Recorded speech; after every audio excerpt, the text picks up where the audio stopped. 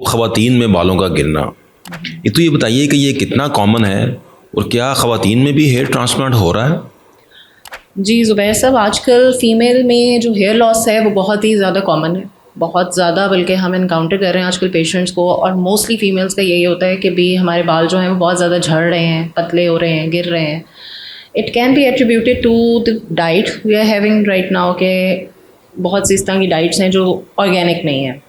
आप लोग junk food ले रहे हैं, प्रिजर्व्ड फूड्स ले रहे हैं, और जो चिकन आजकल यूज़ हुआ है उसमें भी स्टीरॉइड्स का कहा जाता है कि फीड है, not proven yet but still it can be attributed. फिर स्ट्रेस लेवल बहुत बढ़ गया है, बिकॉज आजकल इतनी फास्ट पेस पे लाइफ चल रही है, इतना स्ट्रेस है। एंड सेकेंडली जो केमिकल शैम्पूज, मास्क और हेयर डाई, स्ट्रीकिंग्स, ये सब इतना कॉमन हो गया है कि लोग वो इस चीज़ पे, जो ख़वातीन है वो गौर नहीं करती हैं कि what are we getting into.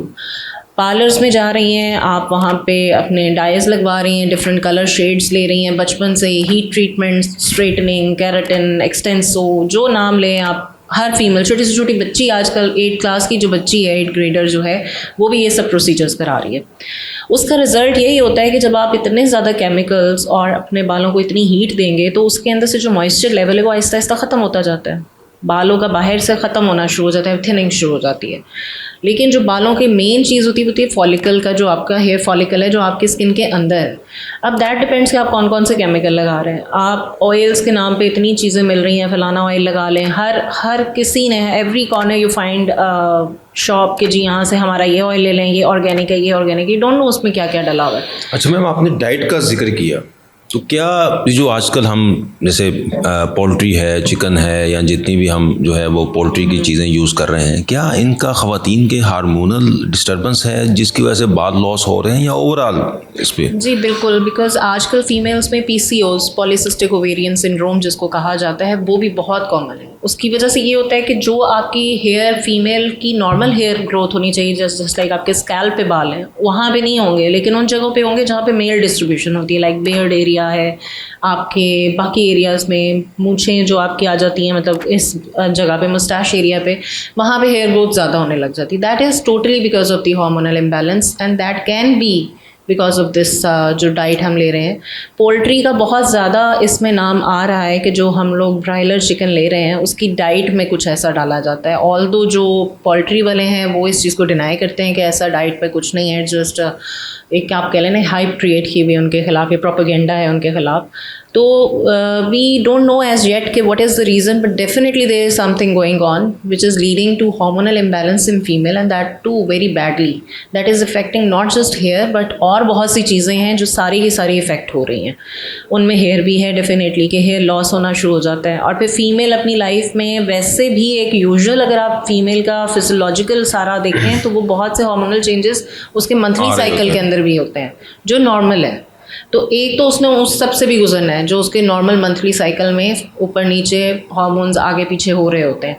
लेकिन जब ये एडेड ऑन चीज़ें आ जाती हैं, लाइक कोई आपका डाइट ऐसी है, कोई आप मेडिसिन ऐसी ले रहे हैं, कोई ब्राइटन होने के लिए मेडिसिन खा रहे हैं, कोई फलां बहुत सी चीज़ें आप ले रहे हैं, तो it all effects your hormones. और फिर नेचुरली आपके अपने, जैसा थायराइड है वो भी आपका एक हार्मोन है, अक्सर लोगों को नहीं पता होता, उसको साइलेंट थायराइड आप कह लें, कि थायराइड इज़ कॉजिंग प्रॉब्लम जो आपके बाकी हार्मोन्स के भी साइकिल को डिस्टर्ब कर रहा है, आपके बालों को भी इफेक्ट कर रहा है। लेकिन apparently you don't have a thyroid, कि आपको लगता नहीं है कि आपके थायराइड का इशू है, लेकिन जब हम टेस्ट करवाते हैं तो दैट टर्न्ड आउट कि थायराइड भी एक रीज़न है जो आपके बालों की लॉस की तरफ लेके जा रहा है, अनयूजुअल डिस्ट्रीब्यूशन की तरफ लेके जा रहा है, आपके मूड्स, आपके एवरीथिंग, तो हर तरह से वो इफ़ेक्ट कर रहा है। एक ख़ातून को कैसे पता चलेगा कि मेरे अगर बाल गिर रहे हैं तो उसकी वजूहात क्या हैं, और एहतियाती तदाबीर क्या क्या ख़वातीन को इख्तियार करनी चाहिए बालों की सेहत के हवाले से? देखें, अगर एक फ़ीमेल अपना फील करती है कि सबसे पहला चेंज जो बाल में आता है ना, वो आता है कि जो आपके बाल की नेचर थी वो चेंज होना शुरू हो जाएगी। If you have silkie here in the beginning तो वो और फ्रेज और ड्राई और अजीब से स्प्लिट एंड्स होना शुरू हो जाएंगे। तो ये एक फर्स्ट साइन होगा कि there is something going wrong with your hair. उस टाइम पे जो फीमेल एक घर में बैठी हुई है, जिसको नहीं पता, जो मेडिकल से किसी का ताल्लुक़ नहीं है, उसको कोई इस चीज़ का नहीं पता, उसके लिए ज़रूरी है कि वो ये नोट करे कि उसकी लाइफस्टाइल में क्या चेंज वो लेके आई है। ऐसी क्या चीज़ उसने की है जो वो पहले नहीं करती थी। Either she has change her shampoo, she is using some chemical on her hair, she has starting eating something different, कोई ऐसी चीज़ जो हमने पहले देखना होता है कि एप्लीकेशन कर रही है वो कुछ गलत, कुछ खा गलत रही है, या उसके लाइफस्टाइल में कुछ डिफरेंस आया है, स्ट्रेस आ गया है बहुत ज़्यादा, एग्ज़ाम का स्ट्रेस बच्चियों में हो जाता है, वैसे भी स्ट्रेस लेना शुरू कर देती हैं, तो वो she need to check her self. पहले तो आपको खुद देखना है कि मैं ऐसा क्या लाइफ में कर रही हूँ जो चेंज किया था और उसके बाद now I am getting into this कि मेरे बाल जो हैं वो ख़राब होने की तरफ जा रहे हैं। देन अगर वो उसको करेक्ट करे, उसको सही करे, अगर उसके बावजूद शी फील्स कि things are not going in the right direction, तो then the cosmetic surgeon, plastic surgeons, dermatologist are there to help. लेकिन किसी ऑथेंटिक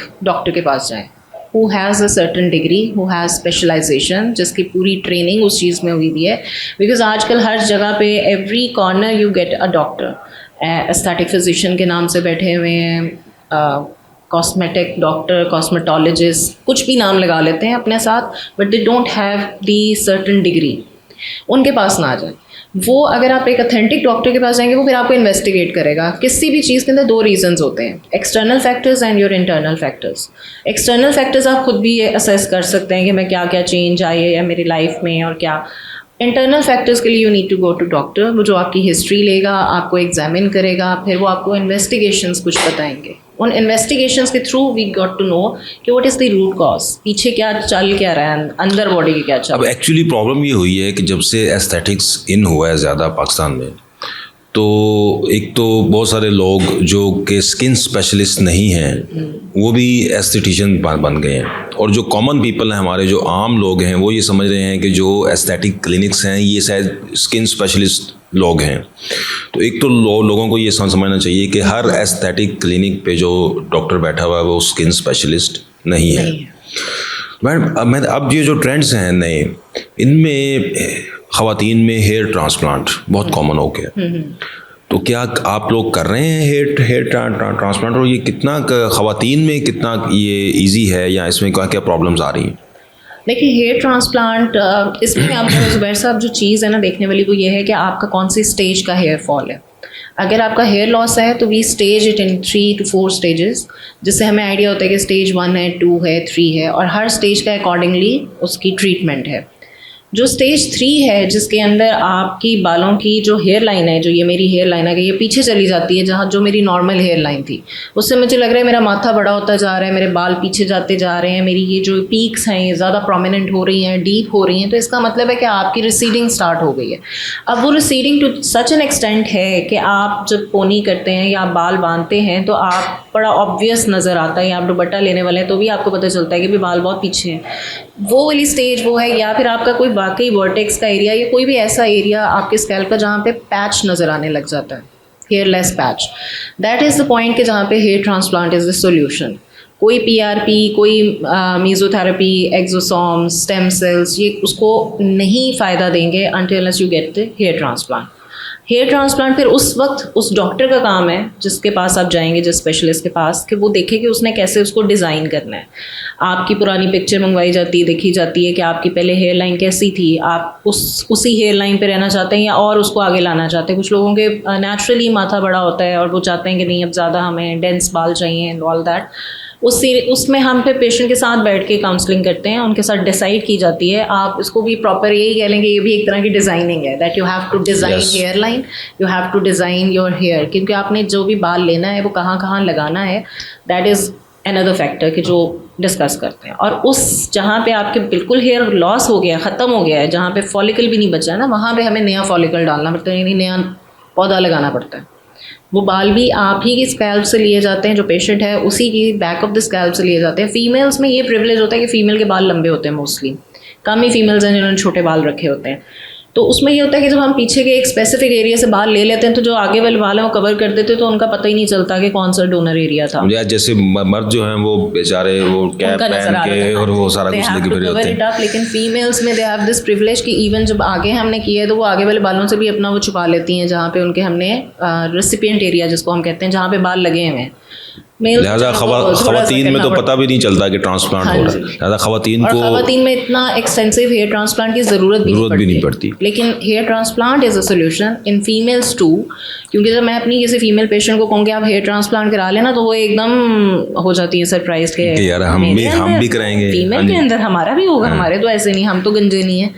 लेकिन वो ये समझती नहीं है कि जब आपकी लैक ऑफ डेंसिटी हो गई है, लॉस हो गया, आपकी डेंसिटी ख़त्म हो गई है, तो उस डेंसिटी को फिल करने के लिए बीच बीच में हमें पौधे लगाने हैं दोबारा से, तो वो ज़रूरी होता है। लिहाजा खवातीन को परेशान होने की जरूरत नहीं है, हाँ नहीं, उनको भी हेयर loss का ट्रांसप्लांट करा नहीं लेना है। चाहिए। अब बहुत अच्छा है, बात वही है, you need to get to authentic specialist for that. Thank you, हर ma'am. क्वैक के पास नहीं जाए। Thank you very much.